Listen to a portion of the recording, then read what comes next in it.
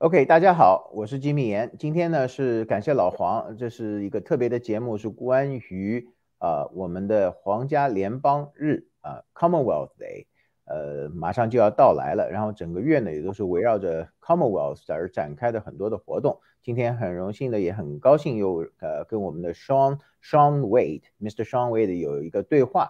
那么我想简单的介绍一下 Mr. Sean Wade。Mr. Sean Wade 呢拥有法学的学士、法学硕士。UBC 的这个法学学士和硕士，然后他是皇家这个协会的低路会的总裁和首席执行官，他也是一名加拿大预备役的陆军军官，做很多青年的开拓工作。那么他在社区有着超过30年的历史。All right, so Mr. Wade, welcome to Mr. Gao's program. And so why don't you, I just gave the audience a brief introduction of you, and tell us more about the Royal Commonwealth Lower Mainland BC, and then I'll ask you questions about the Commonwealth and Commonwealth Day. 谢谢你, Jimmy. Hello. Very pleased to be here today. Okay. The Royal Commonwealth Society Mainland of British Columbia is an organization which promotes education and fellowship betwixt and between the 50-odd nations and people, 54 nations and peoples of the Commonwealth. And I say odd because it depends. The Commonwealth is an interesting institution because it hovers between 52 and 55 nations, depending on who's in, who's out, who's been suspended, and who's on their way back. And I'll explain that perhaps a little later when I talk about the Commonwealth. But we do a series of events to promote aspects of our Commonwealth identity. We do a lot of projects with students. We do essay contests. We've done youth conferences over the years. We do public speaking contests. We do other events. We actually branched out and did something in French, even though English is the lingua franca of the Commonwealth. We actually branched out and did some things in French last year. We do public service projects. So we're doing some things planned for the Queen's Platinum Jubilee. So we get our members and the community involved. Again, we like to have a lot of students that participate with us. We work with various Commonwealth cultural groups around the city, you know, the Malaysians particularly, and the Royal Society of St. George, the English-speaking peoples. We work closely with them. We work closely with local government. We work closely with the Office of Lieutenant Governor. I happen to be on the phone to my MLA, the speaker today. So we certainly do work with people from time to time on various projects. We're particularly proud of our occasional public service projects. We've got one planned for October in Queen Elizabeth Park. But also, of course, our enduring legacy is that we have worked closely with several generations of students over the last 60 plus years that our organization has been here in Vancouver. And of course, we at our base, we are a members-based organization, and so we are sort of owned or run by and for our members. So we also have events for the members and the other members of the general community where we teach them about the Commonwealth, where we have them give them a chance to foregather and exchange ideas and get to know each other and get to know more about our city and our world and our Commonwealth. So that, in a nutshell, kind of sounds good. Yeah. So how old is Royal Commonwealth Society Lower Mainland then? BC? We started out life in 1958. I think our organization in London started in 1868. We started out being a branch of the Royal Commonwealth Society of London in 1958. Although there is a plaque in Christchurch Cathedral from the Royal Empire Society, the predecessor of the Royal Commonwealth Society, saying they just changed the name. We started out life as the Royal Colonial Institute. We became the Royal Empire Society in 1954 or 5 or something. They changed the name to Royal Commonwealth Society. Right. But the Royal Empire Society in October of 1929 has a big plaque up in Christchurch Cathedral commemorating the bicentennial of the birth of Captain Cook, who discovered Vancouver and much of the Pacific West Coast. So there were members of the society here in the 30s or the 20s, but our branch here started in 1958. Well, so it's short of like 70 years, and it's long history. It has a long history. So when is our Commonwealth Day? Like Monday? When is it or what is it? No, it is. When is it? The second Monday in March. This year, that would make it the 14th of March, which is quite late this year. It comes last, my colleague on Facebook reposted a memory 2 years ago. We were at a Commonwealth Day event on the 9th of March. So 2 years ago, Commonwealth Day was today. Or yesterday, tomorrow, I should say. So yeah, it's the second Monday in March. It was an initiative that came from Canada to establish Commonwealth Day, and from our branch, one of our branch chairmen at the time, Mr. Brian Graves, who became the national chairman of the Royal Commonwealth Society of Canada, put this forward to the Commonwealth Heads of Government meeting, and they did agree to set aside a time to celebrate Commonwealth Day, and the second Monday of March was chosen. The people in Australia didn't much like it because it's the middle of their winter. It's going into their winter. Right. But it's, for whatever reason, it was chosen as the second Monday in March, and so has it been ever since. So basically, Commonwealth Day is celebrated internationally, worldly, right? Yes. Globally. Okay. Yep, we do all kinds of things in all parts of the world to celebrate Commonwealth Day. Some of them are grand parades or Commonwealth Day services with the lieutenant governors or governor general or whatever present. Some of them are as simple as having a small gathering or of people, or a small luncheon, or toasting of the Commonwealth at an event. But yes, we celebrate and commemorate Commonwealth Day all over the world. All right. So Commonwealth, tell us more about the concept of Commonwealth. And because Commonwealth in Chinese currently is still interpreted literally as the British Commonwealth, but however, I think the modern contemporary term is actually Royal Commonwealth. So what does the concept of the notion Commonwealth like entail, and how inclusive it is as a global organization? Wow, that's a big question. Hopefully, right. Hopefully you've got a couple of hours for me to answer it properly. Okay, I'll try and be brief. I know we don't have much time. So the concept of the Commonwealth came out really out of the Statute of Westminster after the Great War. Yes, I'm giving you a history lesson. The Dominions which fought so well, Canada, Australia, New Zealand, South Africa, Southern Rhodesia, Newfoundland, who lost 90% of their troops in the first few minutes of the Battle of Beaumont Hamel on the Somme in 1916, so a lot of them died in the war, wanted to have a greater say in the global scheme of things. Many of them joined the League of Nations, signed the Treaty of Versailles as independent signatories, and joined the League of Nations, which was the beginning of starting the foreign relations of Canada and Australia and these other places. And so over time, it came to be seen that they wanted a more autonomous legal personhood in the world, so to speak. They wanted to be more like independent countries, but they still wanted to be part of the British Empire. They still wanted to have the monarch as their monarch. They didn't want to leave the British Empire, but they wanted to. It's like a teenager growing up, and they still want to stay in the house, but they want their own room or their own wing in the house. And that's essentially how the Commonwealth started. At the Commonwealth conferences in 1926 and 1930, they created the second Balfour Declaration. Unlike the one in Israel, this one actually has caused a lot less harm than the original Balfour Declaration. But they established that these countries were free and equal in status to Great Britain, and that they were the common monarch and common allegiance, but they had their own rights to do their own thing. They could do their own foreign relations, and they had a little bit of autonomy. So it became the British Empire and its Commonwealth, as it remained until the late 1940s, as Winston Churchill extolled, and so bear ourselves as if the British Empire and its Commonwealth last for 1,000 years. Anyways, in one of his speeches. So they often referred to the British Empire and its Commonwealth. And so you had Britain, her empire, the dependent territories, and you had these dominions, and they were the Commonwealth. Or then they became the British Commonwealth, or the Commonwealth of Nations, and now the Commonwealth. So they kind of changed the name, just like the European coal and steel area became the European Common Market, and became the EEC, and now it's the EU. And after it implodes, who knows what it'll be? But they changed the name over time, and it's like, yeah, well, it's great, let's change the name. But it also implies slight difference in focus. So India and Pakistan were given Dominion status in 1947. They called it independence, but it was technically Dominion status. They were admitted to the Commonwealth Dominions Club, like Canada, like Australia, like Southern Rhodesia. Newfoundland had gone back to being a colony by then, and it was eventually annexed by Canada.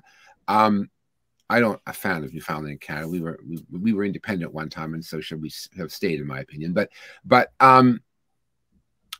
Canada. So these guys became dominions.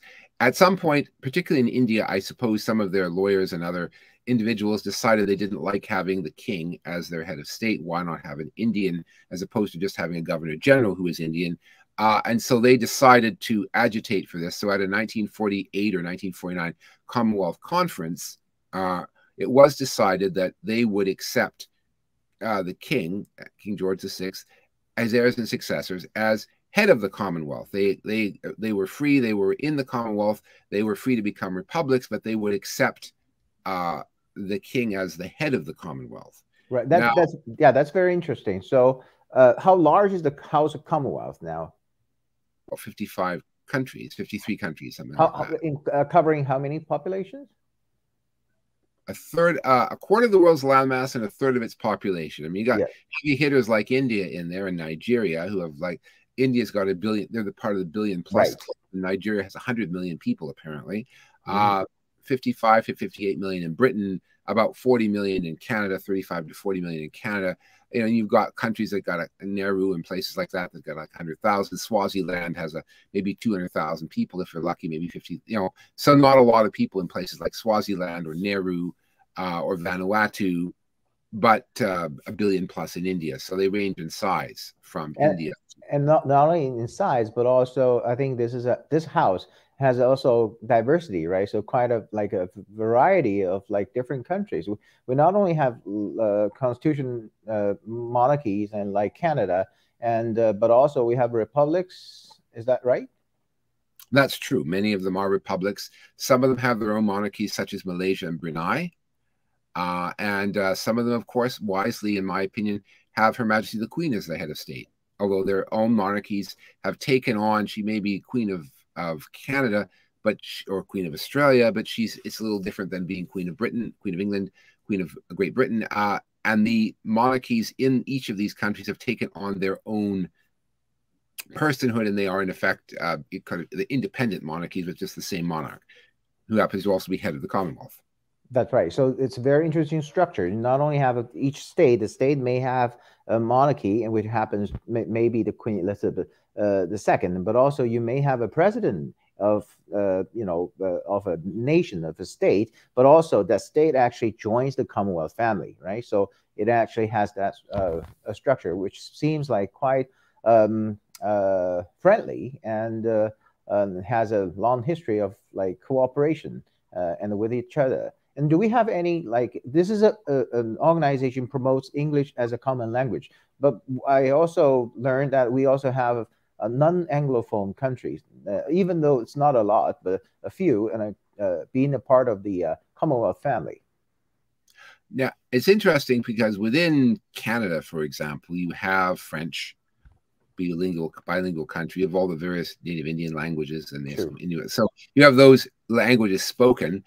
And of course, you have the languages of all the immigrant groups spoken. But in South Africa, you have the Zulu tribe, and you have other tribal groupings in South Africa, for example. So they have their languages. You have the Dutch who speak Afrikaans, and you have the English who speak English, although English and Afrikaans are the languages of South Africa. Within each country, or in many of these countries, you have many linguistic groups. Within India, you have English as the dominant language, but Hindi is also a very dominant language, but Gujarati, various other things, Punjabi, of course, which we're familiar with in Canada, very, very much in British Columbia and Ontario, because that's where most of our Indian population come from India.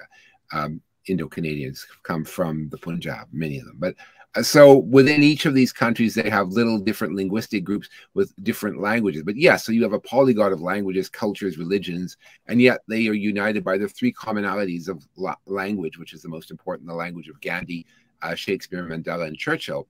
Law, the common law with the golden thread of the presumption of innocence, which runs through the English common law, as Horace Rumpole so aptly puts it in Rumpole of the Bailey. So a guy in Nigeria, a person in Singapore, a person in Manchester, and a person in Manitoba can understand each other, and the laws make sense, which makes business and cooperation and travel and association much easier. And you can also watch each other's law shows. So Kavanaugh QC and Rumpole of the Bailey make a lot of sense. And if they want to export street legal over to Britain, you can understand that, or you could understand it in Singapore. There are no Singapore law shows that I'm familiar with, but perhaps there are some. Or Malaysia, the same thing. And of course, legislative outcome.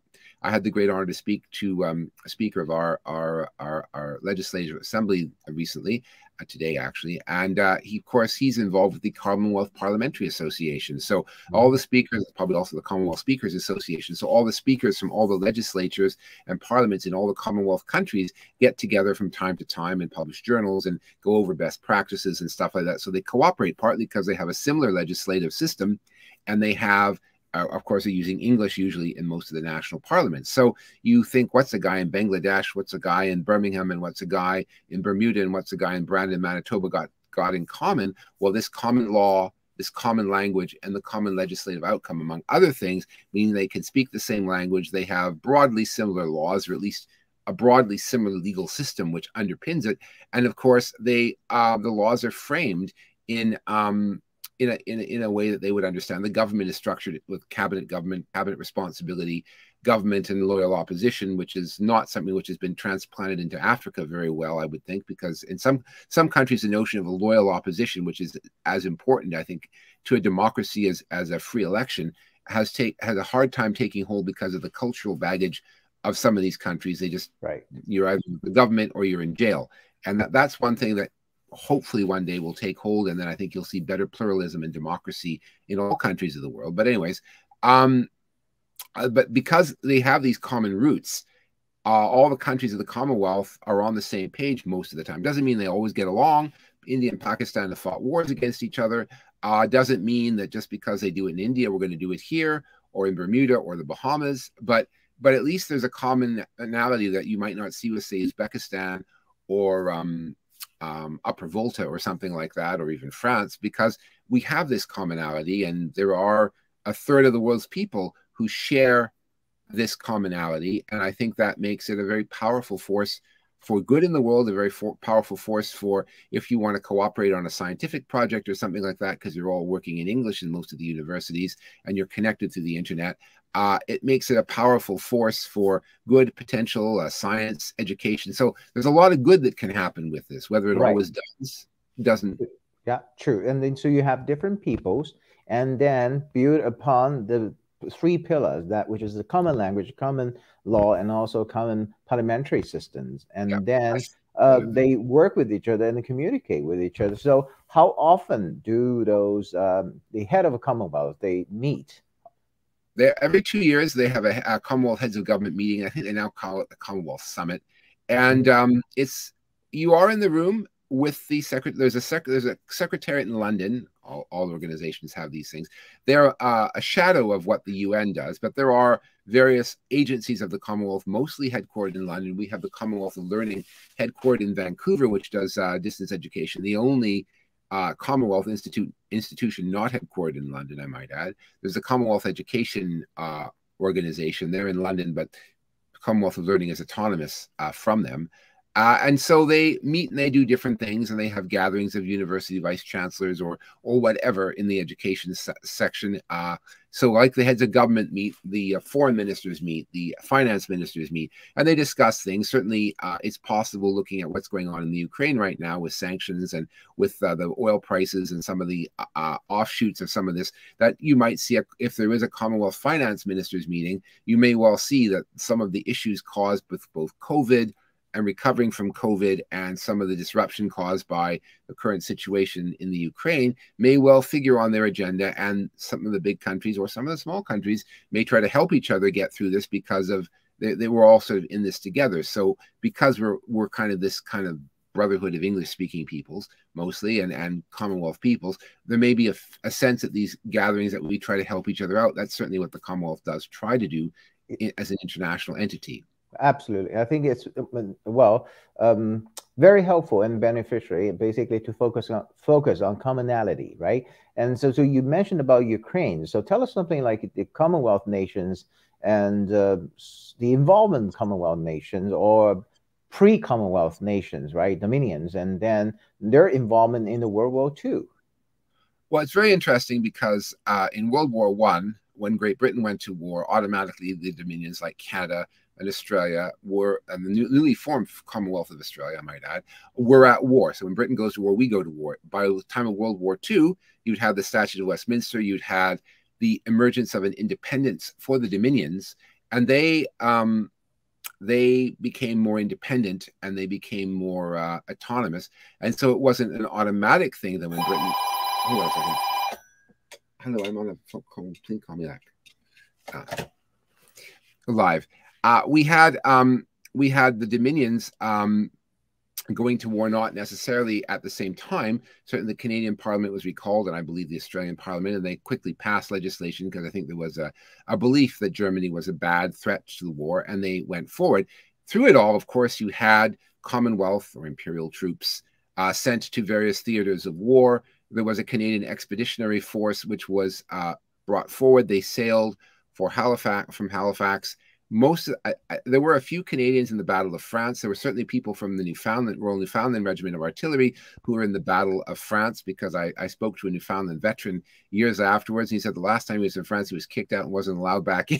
He'd been taken off at Dunkirk. So there certainly were Commonwealth people in the Battle of France, but certainly as the war went on, there were Australian troops in Singapore.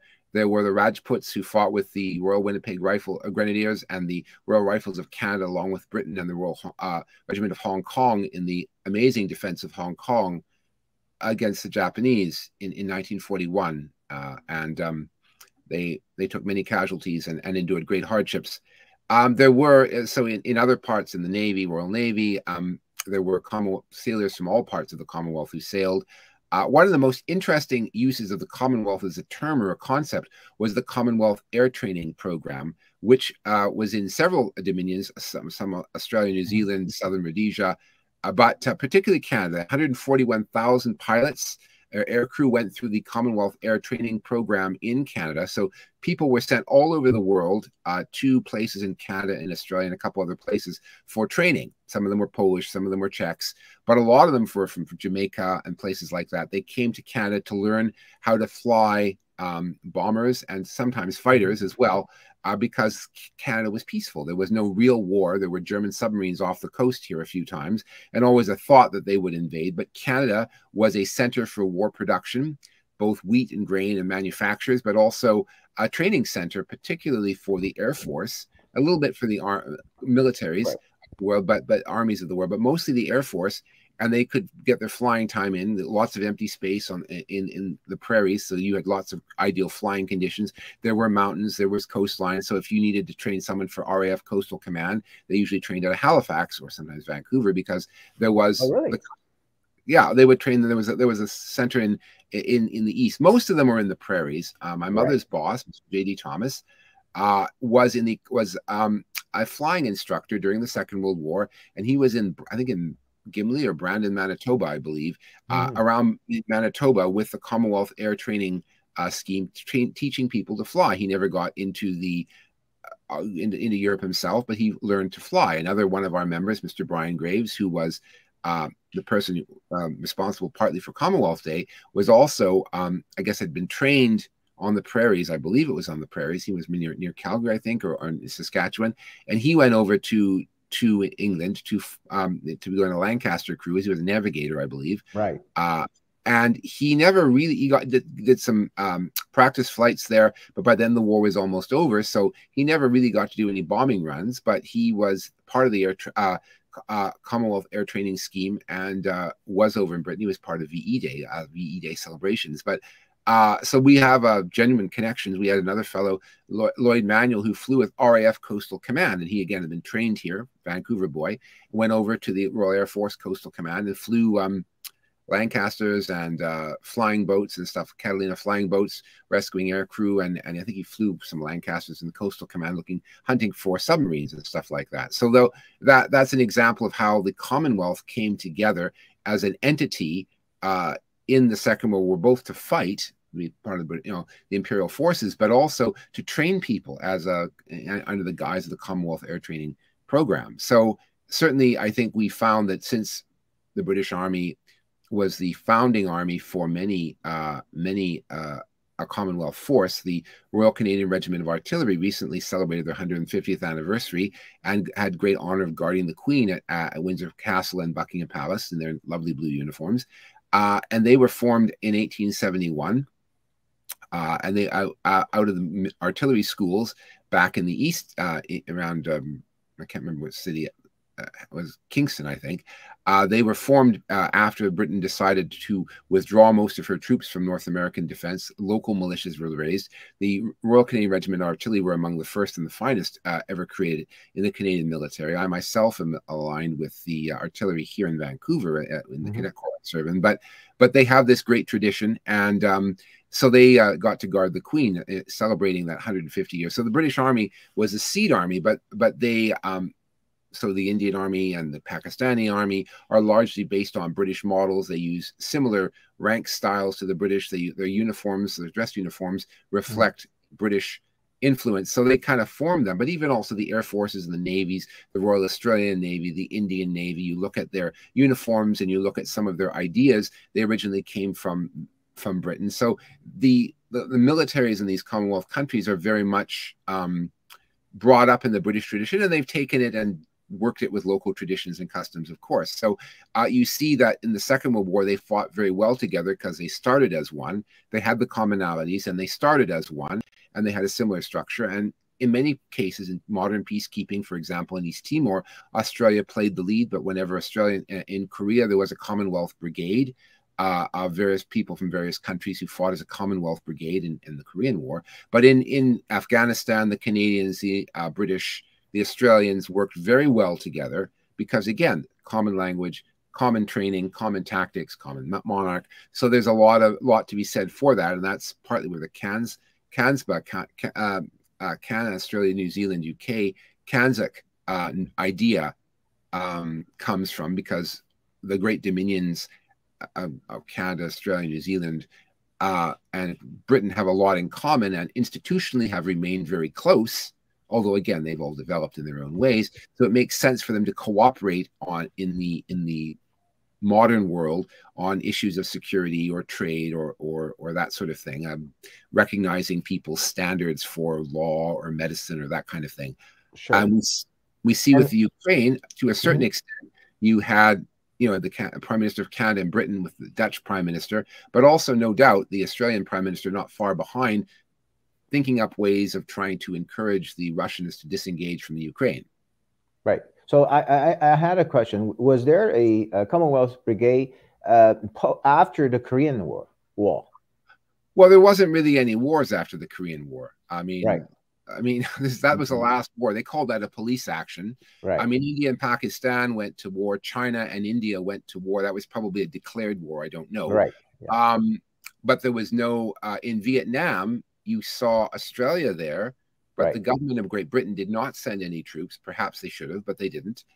Americans might have won if the British Army was there, but there were Australian troops who fought well, and some New Zealanders, and I think a few from South Rhodesia, but they came in as kind of volunteers. But there had been no real Commonwealth Brigade, but sometimes there have been efforts by 2 or 3 Commonwealth countries to coordinate on peacekeeping missions.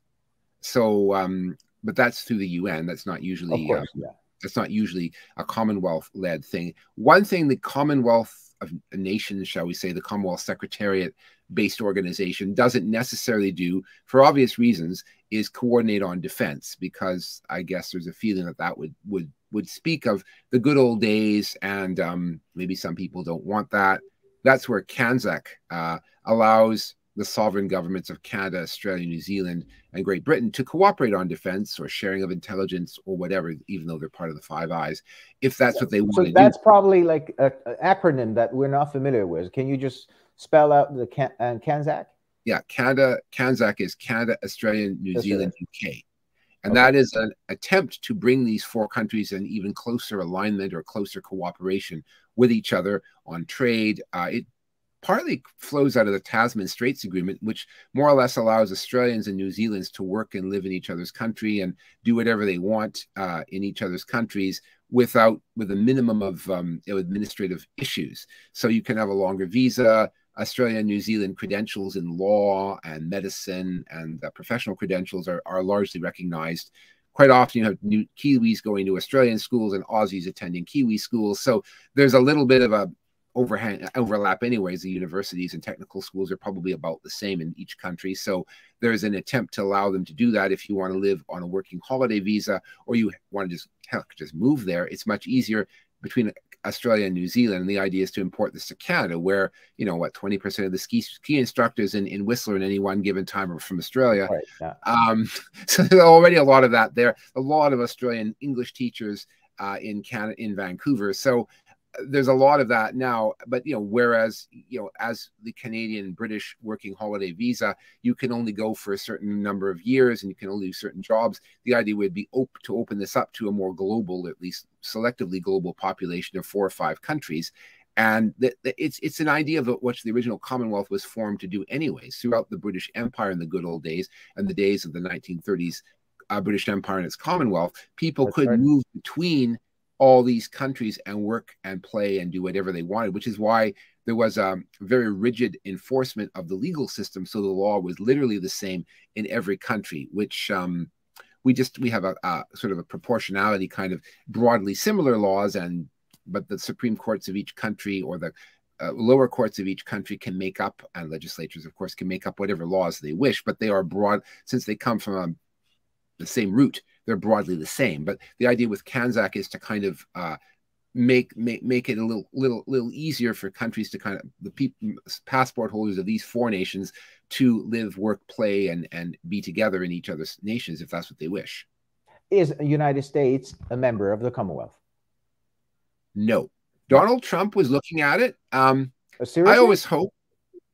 Well, there was a rumor that he was considering it, and there was a big kerfuffle when he was talking about this, because some of the African Commonwealth countries and some people in the Secretariat were horrified about this. And somebody put up a story from the New York Times or Washington Post on our page. Yeah. And they were horrified. And I said, why? It's a journalistic story from a reputable journalistic source, from a print media source.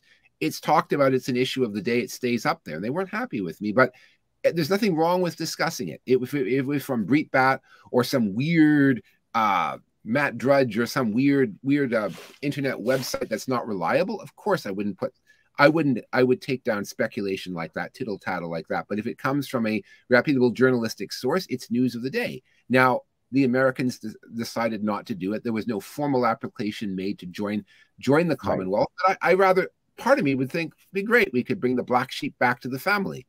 Some of you may have seen that little thing on the internet that resurfaces every so often, where Queen Elizabeth revokes the Declaration of Independence and tells the Americans they're going to have to spell color with a U. French fries will become chips, and it's all in good, clean fun, of course. And during the time of Donald Trump, it surfaced a couple of times because it was felt the Americans could no longer govern themselves properly. They'd be better off under the Commonwealth or perhaps direct rule from London.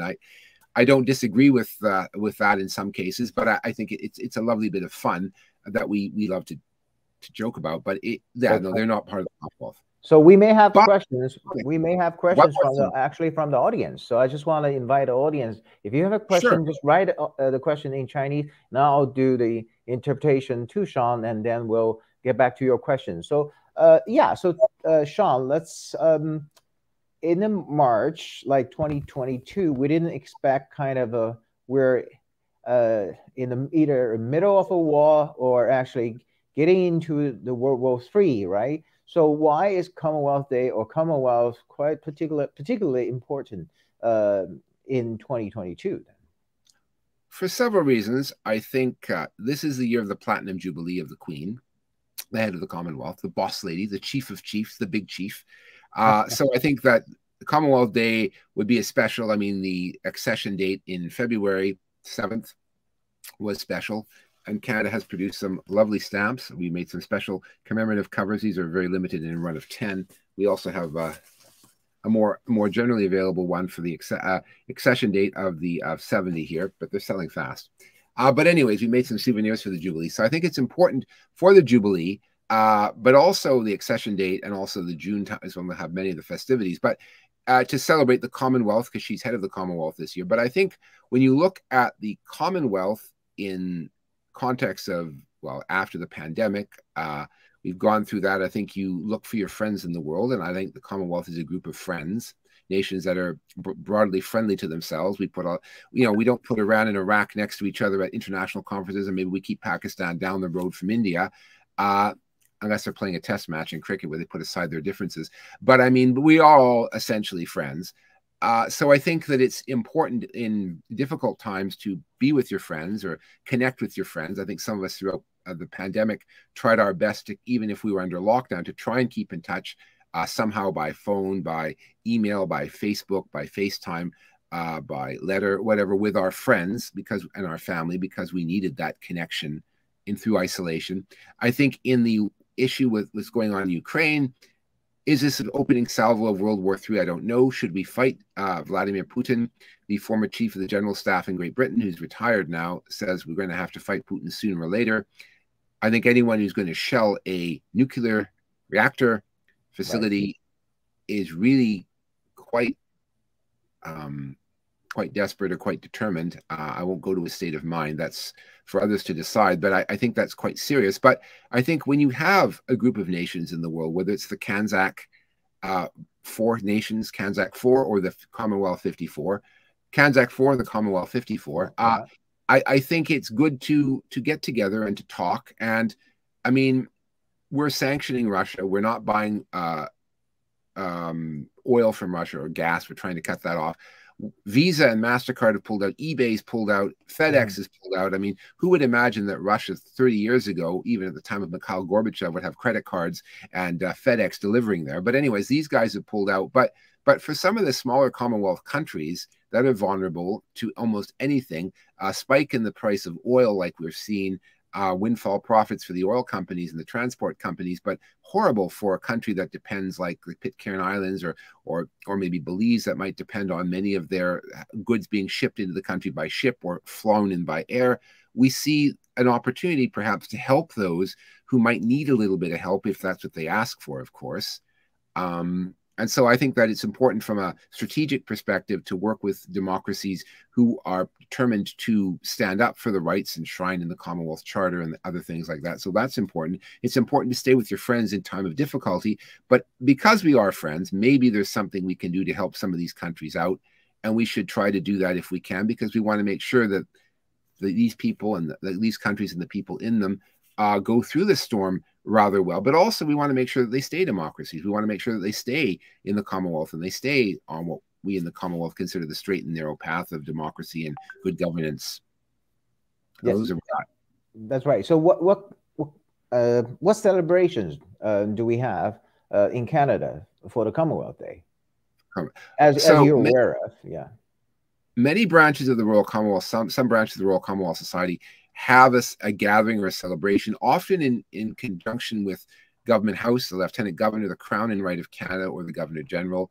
In Victoria, we've had a lunch many years with the Lieutenant Governor. There is not one this year. I believe last week there was something honoring some essay winners with the Lieutenant Governor's present at it. It was a virtual Zoom presentation. In Ontario, they hoist the Royal Union flag, the Union Jack, on the grounds of the Queen's Park Legislature, and they have a reception. And then sometimes the Royal Commonwealth Society in Toronto has a church service, a ecumenical service, like the big one is in Westminster Abbey in London for Commonwealth Day, in which the Queen is present with members of the royal family. There are representatives from all the Commonwealth countries. There's a parade of flags, and from the youth of the Commonwealth, there are readings and things which are germane to Commonwealth Day, and there are performers and things like that who do this sort of thing, which, again, samples a little bit of Commonwealth culture. Yes. This will go on in Westminster Abbey. It went on last year, although with with social distancing and stuff like that. I think it will be a fairly larger affair in Westminster Abbey this year. There were tickets that were available, and I didn't apply for them because I'm here in Vancouver. You do crowdfunding to send me there, I guess, but I didn't apply for tickets. But yes, we get a few of them in the Royal Commonwealth Society of London. So we are not planning something in Vancouver because of the restrictions. We weren't quite sure how to work through the restrictions. So, but yeah, that's what there are other branches, other organizations that do these sorts of things. There's sometimes a reception by the federal government. So that's how they commemorate. Yeah, so we do have quite a number of audience. From the audience, they're located in the United States. So lieutenant governors, they are head of the provinces, right? And then they represent the crown. And also we have a governor general who is the head of the representative of the head of the nation, of the state of Canada. So is it lieutenant governor or lieutenant governor? Well, we say English. lieutenant governor in the Commonwealth, and it's because George I or George II had a cleft palate and couldn't say lieutenant. Lieutenant is a French word, but he couldn't. So that's kind of how he talks. So they didn't want to embarrass the Prince of Wales, who was then king, so they called it lieutenant. So in the British Empire, in the British Commonwealth, it is lieutenant. Right. Americans say lieutenant. Or lieutenant. Yeah, that's very interesting. You know, I'm glad that we covered that. You know, that using the term or interpreting the term in a historic context. And so the next question is a Jubilee. So tell us about Jubilee. What is a Jubilee, and what are we celebrating this year for the 70th anniversary of the Queen Elizabeth II? Jubilee is probably short for jubilation. We're happy. It's a happy event celebrating something great. Now, our queen became queen on the 6th of February, 1952, when her father, King George VI, died in his sleep at Sandringham. So that's the date of the accession. That's always kind of sad. But we are celebrating 70 years of her rule, which is record-breaking. And so it is celebrating 70 years of the new, what's been called the new Elizabethan age. Now, that's great. The Queen's been here forever, so 70 years. Almost everyone in this country was born since 1952. There are, 10 or 20% of the population that perhaps were born before. Right. I'm thinking there is fewer than 8% of the population that were born before 1935, the reign of King George V. And almost nobody's alive from the reign of King Edward VII. I'm sure our last Victorian probably died a few years ago. I've always considered myself the last of the great Victorians. However, but I mean, I wasn't born in the reign of Queen Victoria. So we're celebrating that, but it's also holding a mirror up to our country, to our society, to the Commonwealth, to see how we've changed, to see how we've progressed, to see how we've done under the reign of this amazing individual. We celebrate her devotion to the Commonwealth. She's 95 years old, almost 96. She's working away every day on her boxes. Even when she had COVID, she was still looking at state papers. She's still being queen. One day at lunch, the queen used to like a little bit of whiskey or gin or something. And the queen mother, who always had a glass of gin every day, that's one of the reasons she lived to be almost 102. She says, "Only one, dear, no more. You remember, you have to reign this afternoon." So I couldn't have a drunk queen, in other words. So yeah, she's always on duty. She always does it with class and style and tact. She knows her job after 70 years on the job, so to speak. So we celebrate that through a bunch of events and activities. And because the monarchy is above party, it is something that represents us all. All elements of the nation, of the Commonwealth, can celebrate her her reign. I mean, there'll be some bonfires, a big tradition in London of lighting ceremonial bonfires. So there'll be beacons and bonfires. I think this goes back to the time of the Spanish Armada. I'm a stamp collector, big time. So these are stamps here from Canada, from various points of the Queen's reign. This is from one of the Platinum Jubilee ones. This is the coronation stamp. This is a copy from 1953. This is the Silver Jubilee stamp. This is the first definitive stamp that we issued in Canada. Of course, the Golden Jubilee stamp right here. And this, of course, was the current Queen's definitive. This is a lovely stamp issued by Canada Post for the Platinum Jubilee. It's actually very nice. And so the stamp collectors issue stamps. There's some coins. They're not circulation coins. Jewelry makers, Department of Heritage has these rather nice pins that they're giving out. So she touches all areas of life. So all walks of life have these things to celebrate. This is all kinds of souvenirs come out. This is from the Silver Jubilee. I have two of these. It's like a tin that contained toffee. I treasure this. This is the Queen, Duke of Edinburgh, who passed away last year, and of course our lovely Queen in 1977.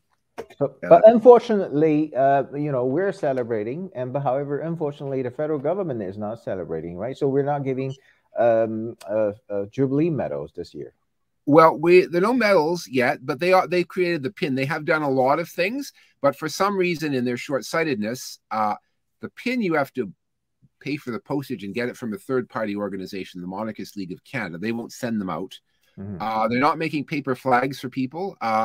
They made a lot of stuff online, and no medals. So they made this is the Golden Jubilee medal, which I'm fortunate enough to have.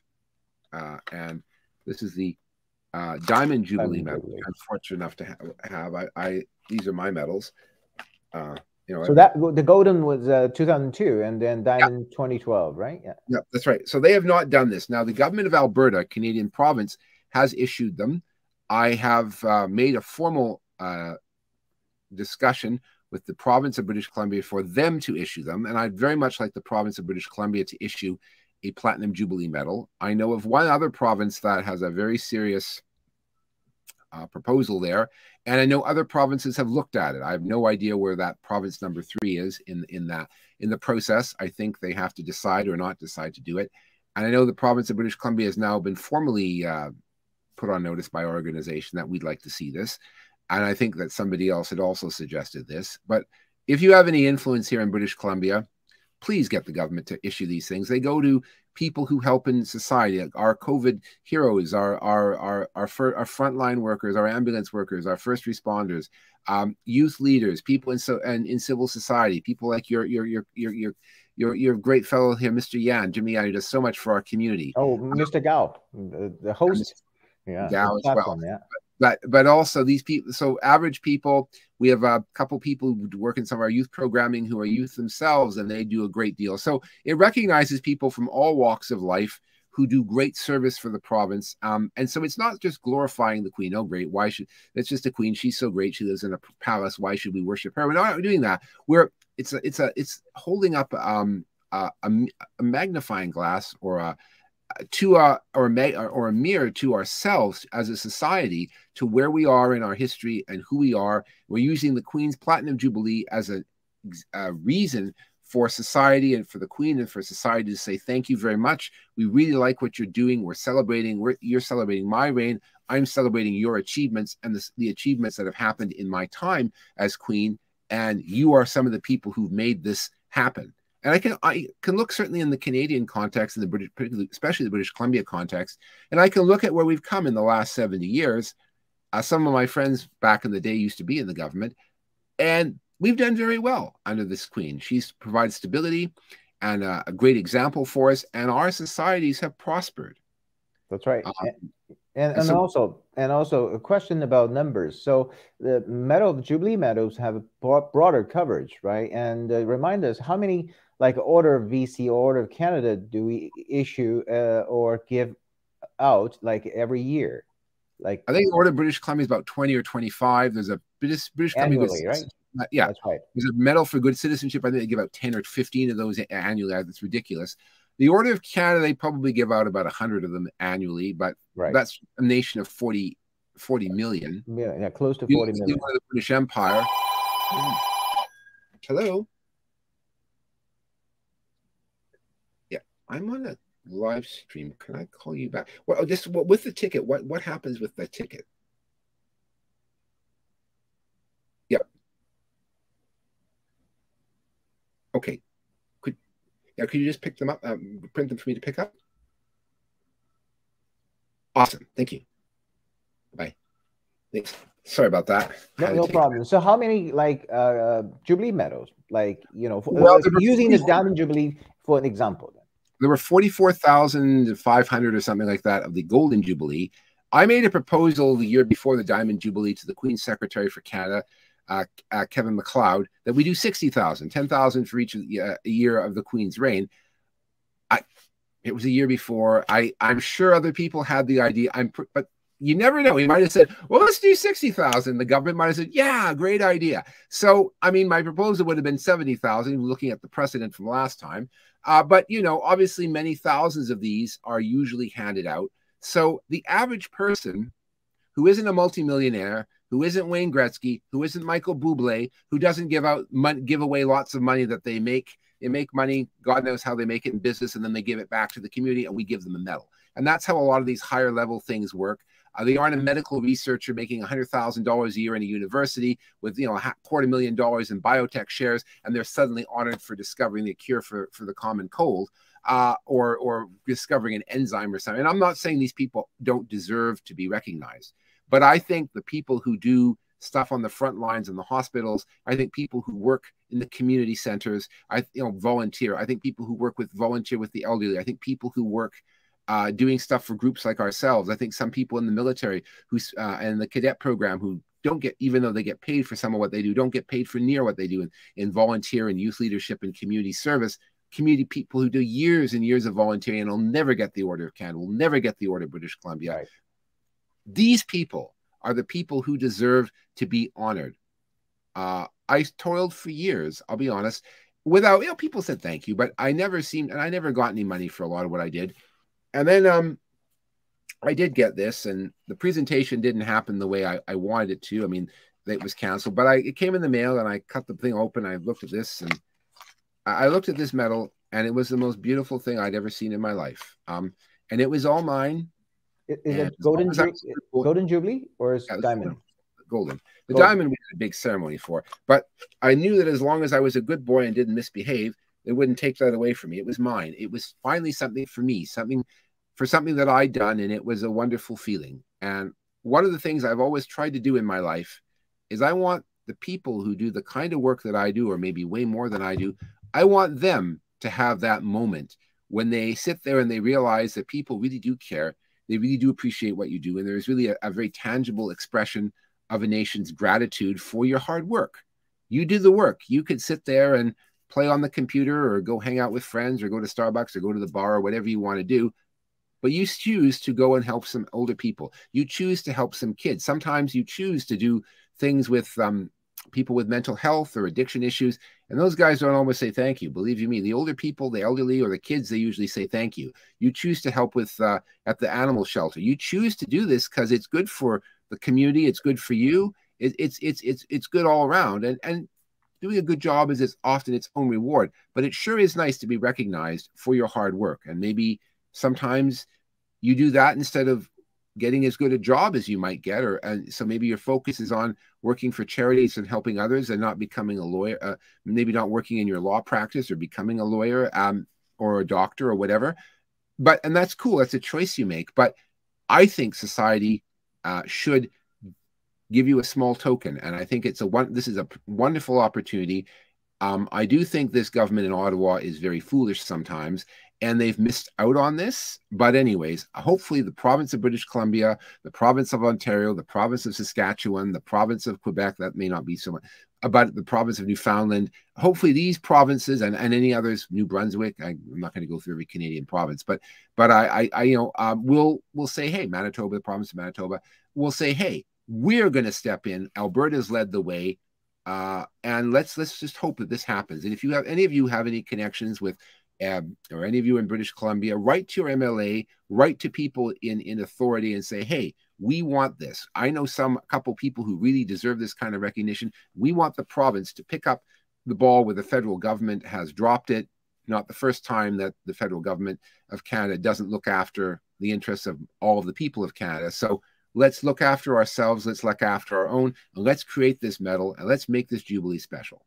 Yeah, so we have a quite center-right government in Ontario. Are you aware of any progress in terms of a Platinum Jubilee medal in Ontario?